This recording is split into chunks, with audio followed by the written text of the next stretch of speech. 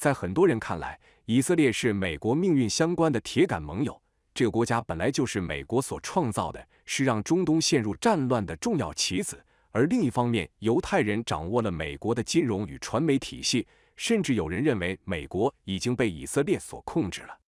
而事实上，以色列与美国之间早就已经出现了裂痕，而且裂痕越来越大。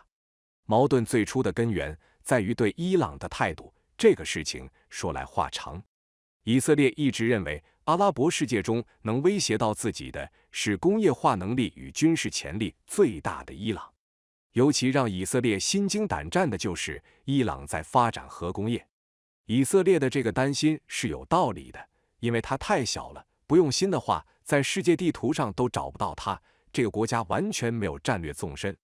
没有战略纵深的意思是，无论是从沙特、埃及、约旦、叙利亚任何一个邻近国家的机场起飞，战略轰战机5分钟可以到以色列的任何一个角落并进行轰炸。甚至不用战略轰炸机，以色列的所有工业重心完全暴露在外，只需要用重炮就可以贯穿以色列，从最东边打到最西边。尽管以色列的国土面积在不断扩张，但是也就 2.5 万平方公里，只有我们四川省面积的1/8，境内没有山川，无险可守，敌军可以一马平川，坦克上午出发，吃中饭前就可以从最北边开到以色列最南边。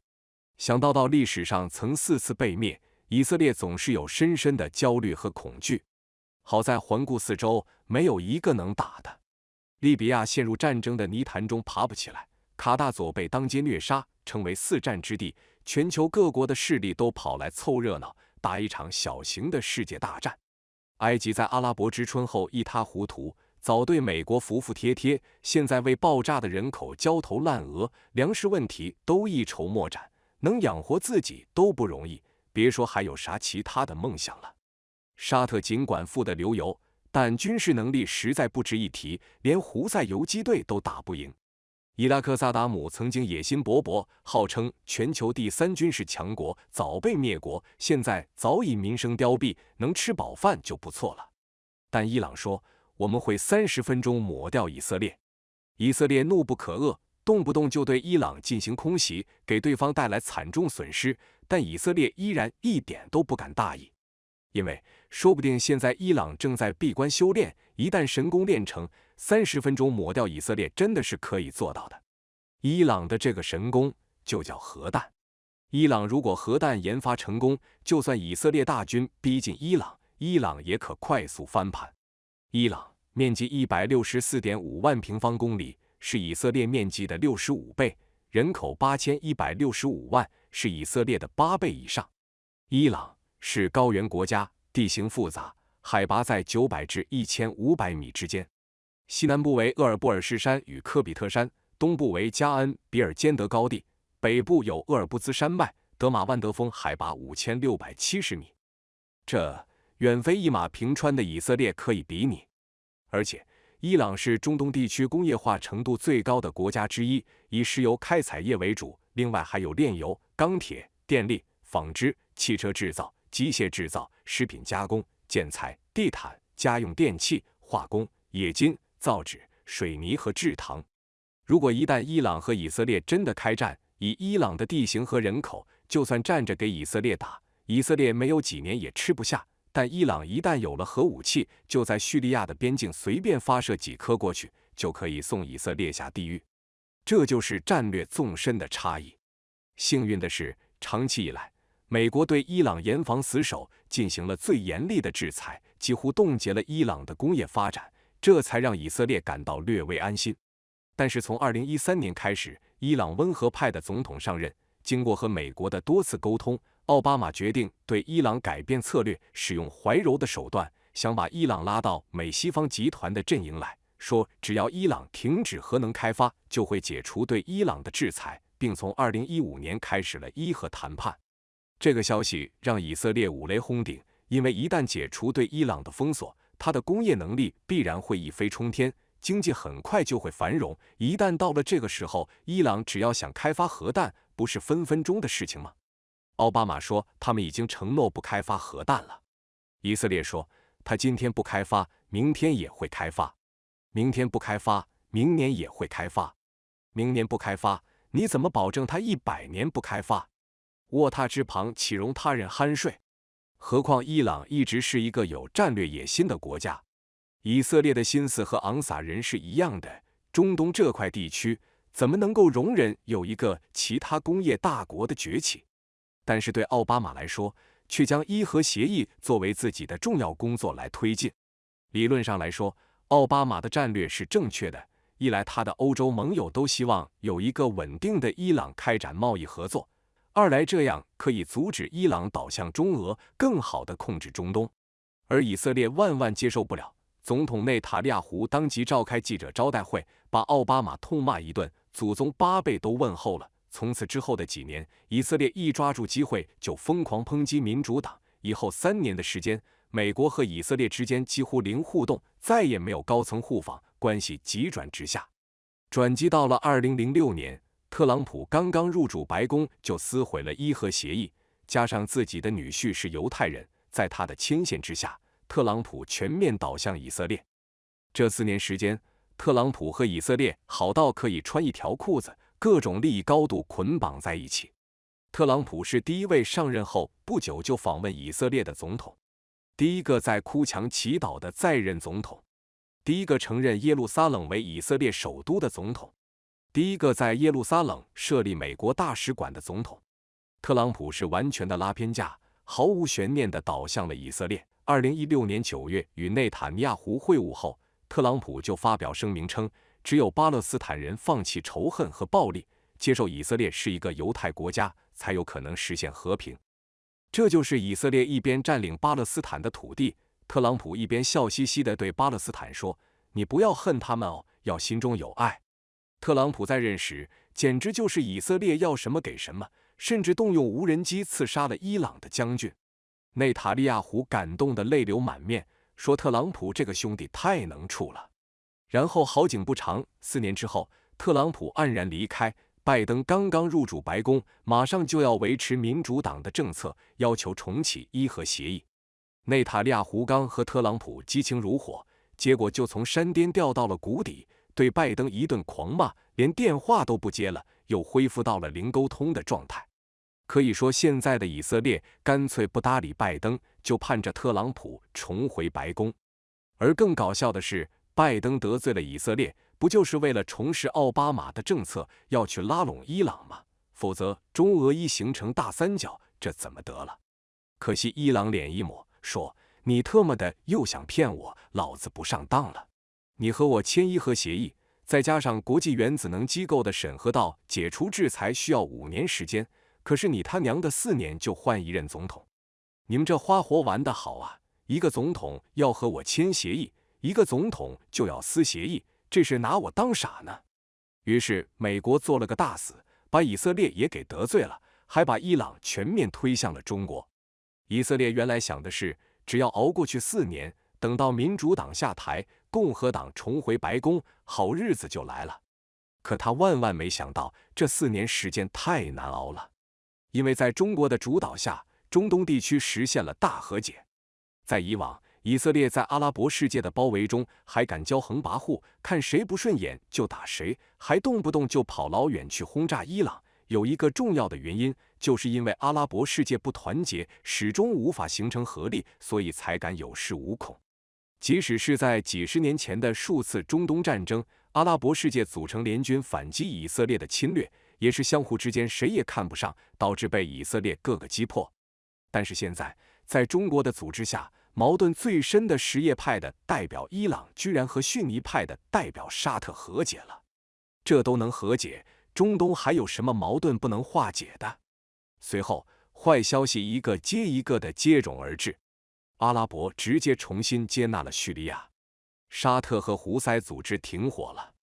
中东要组建自己的联合舰队，要一起维护和平。以色列惊惧交加，一旦阿拉伯世界团结一致，中东成为一个整体，信奉犹太教的他们就会面临巨大的威胁。外部环境如此恶劣，怎么办？但其实对以色列来说，更严重的问题还在内部。因为在美国的这套民主制度下，以色列的总理非常弱势，啥都干不了，都快玩不下去了。2018年以来，以色列在国会选举中，各个派系势均力敌，爆发了激烈矛盾，谁都搞不定谁，没有一个派系可以掌控内阁。从2018年以色列内阁频繁解散，每天除了吵架啥都干不了。最终，以内塔利亚胡为代表的国家阵营赢的选举，才打破了这个僵局。这个国家阵营其实是一个松散的联盟，是以内塔利亚胡的利库德集团为主，对以色列各个派系进行谈判妥协形成的，整合了沙斯党、联合托拉犹太教联盟等各种右翼党。这就有点像最近美国众议院的麦卡锡众议长选了几天几夜都选不出来，最后麦卡锡各种说好话，答应了各种条件才当选。也有点像舒尔茨政府、社民党、绿党和自民党三个派系共同组成政府，舒尔茨的社民党采管政府的7个部门，被绿党和自民党各种掣肘，屁事都干不了。内塔利亚胡也是一样，现在当个总理，还动不动被人告到法院去打官司，政府各部门也是一盘散沙，那他还搞个屁，能干成啥？何况现在以色列的环境都恶化成这样了。这就好比雅典和斯巴达爆发了战争，雅典还想着西式民主，最后死都不知道怎么死的。在这里，我们就要说个问题：如果以色列搞美式民主，最终不仅仅是国家搞不好，还要亡国灭种。为什么这么说？在美西方集团中，以色列以 3.1 的出生率傲视群雄，这个数据是不是很吃惊？但这并不是以色列的幸运，以色列的高人口率全部是哈瑞迪刷上去的。正常的以色列人出生率还低于美国，而一个哈瑞迪的以色列人7、8个孩子起步，15个孩子正常。这种速度，算算就知道有多恐怖。什么是哈瑞迪？就是犹太教的原旨主义者。他们不关注科学，不关注现代社会，只知道研究圣经和教法教规。你去了以色列，很快就能辨识出那些是哈瑞迪。男人一年四季西装礼帽，无论天气多热；女人永远裙装丝袜，一般都是2条辫子。当然，根据教义，他们通常不会和你说话。以色列刚建国的时候，需要大量的人口，给予过来的犹太人大量的政府补助和津贴，这简直就成了哈瑞迪的乐园。因为哈瑞迪严守犹太教规，每天任务就是做祷告，他们不当兵，不纳税。他们的工作就是抄圣经，吃的用的全部都要符合教规。最初以色列政府木有办法，还专门提供了给哈瑞迪乘坐的公共汽车。结果一想都知道，哈瑞迪人口必然是越来越多，现在已经超过了以色列总人口数量的 13%， 而且年轻人更是占据了 22% 以上。算个简单的算式都知道，后面的比例只能越来越大。现在以色列政府哭都哭不出来，因为按照哈瑞迪的教规，他们100%认同圣经，认为犹太人必须服从上帝的裁决。他们同情巴勒斯坦人，动不动就几万人游行集会反对以色列对巴勒斯坦的吞并。而且最关键的一点是，哈瑞迪反对以色列建国。很多人在以色列看到他们的社区笑出了猪叫声，因为他们的社区里面贴满了支持巴勒斯坦的海报或写着涂鸦。现在巴勒斯坦的希望根本就不是伊朗，是哈瑞迪，只需要再等3代人，就是60年，巴勒斯坦就会不胜而胜。在未来，哈瑞迪依然会以爆炸式的速度增长，因为根据他们的教义，禁止绝育，孩子是上帝恩赐的礼物。这还不算，目前以色列的阿拉伯人也形成了自己的政党，也就是阿拉伯政党联盟。阿拉伯人在以色列的人数也越来越多。我们看看，哈瑞迪的出生率是正常犹太人的10倍，阿拉伯人的出生率是正常犹太人的6倍。那么再过30年，以色列的哈瑞迪与阿拉伯人将占据人口的1半以上。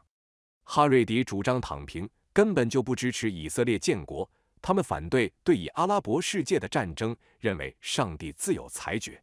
而阿拉伯人呢？他们会支持以色列在中东称王称霸吗？也就是说，30年之后，根据美西方的政治体制与投票制度，以色列的新总理将率领一个由躺平派和阿拉伯人建立的国家。这个画面简直太美了。面对这样的局面，怎么搞？继续搞美式民主，必然死路一条，只能搞集中。于是，今年3月份，内塔利亚胡开始搞司法改革，以后法官的任命不再仅仅由司法部门决定，而是总理可以干预，同时极大地削弱了法院的权力。简单点说，就是内塔利亚胡想要废除三权分立，要搞集中。说实话，内塔利亚胡这样干也没错。他说：“我尼玛当个总理，天天有人告我，不是这个党派就是那个党派，我每天要到法院去当被告，还管个鸟的国家。”这下子拜登不干了。拜登说：“好你个内塔利亚胡，虽然我们关系很差，但好歹以色列是我们在中东的民主样板，你居然要带头搞独裁。”因为民主党认为，一旦以色列长期让内塔利亚胡掌舵，那不是永远都要和自己作对。于是美国的媒体开始带头，疯狂地开始谴责内塔利亚胡。在媒体的煽动下，有63万人走上街头，爆发以色列建国以来最大规模抗议，以表达对政府改革的不满，并引发了一系列的骚乱。关键是一系列的证据表明，如此大的街头暴动背后的导演者就是美国的 NGO， 这本身就是美国搞的一次严格的预演。以色列的国土报也发表了社论，援引以色列某个高级官员的话说，这不是美国第一次干涉以色列内政，他们之前曾2次试图将内塔尼亚胡赶下台。美国前总统克林顿承认过他很讨厌内塔尼亚胡，并试图赶走他。最后，在美国的一系列强烈干预下，内塔利亚胡只好认怂，司法改革偃旗息鼓。内塔利亚胡长叹一声，继续一边当总理，一边每天跑到法院去当被告打官司。但从此之后，他算是恨透了拜登了。以色列焦头烂额的时候，4月，中国给他们去了个电话。中方鼓励以巴双方拿出政治勇气，迈出恢复和谈的步伐，中方愿为此提供便利。我们提出全球安全倡议，认为解决以巴问题的关键在于秉持共同安全理念。中方在该问题上没有任何私利，只希望以巴双方能够和平共处，维护地区和平稳定。其实，以色列如果聪明的话，就应该明白，面对现在的重重危机，大势已去，还想和以前一样在中东恃强凌弱已经不可能了，称王称霸的好日子已经结束了。中国的这个电话是给以色列抛出的橄榄枝，但显然以色列还没有明白状况。外长科恩婉拒了中国的提议。科恩说，感谢中方愿为解决以巴冲突提供支持，但这一问题短期内似难以得到解决。结果就从以色列拒绝中国开始，中东快速融合，所有的矛盾冰消瓦解，一直到5月份，伊朗宣布高超音速导弹研发成功；6月份，沙特和伊朗等4国宣布建立联合舰队，以色列如遭雷击。尤其是这高超音速导弹，美国都研发不出来，伊朗怎么就有了呢？难道是印度给支持的研发吗？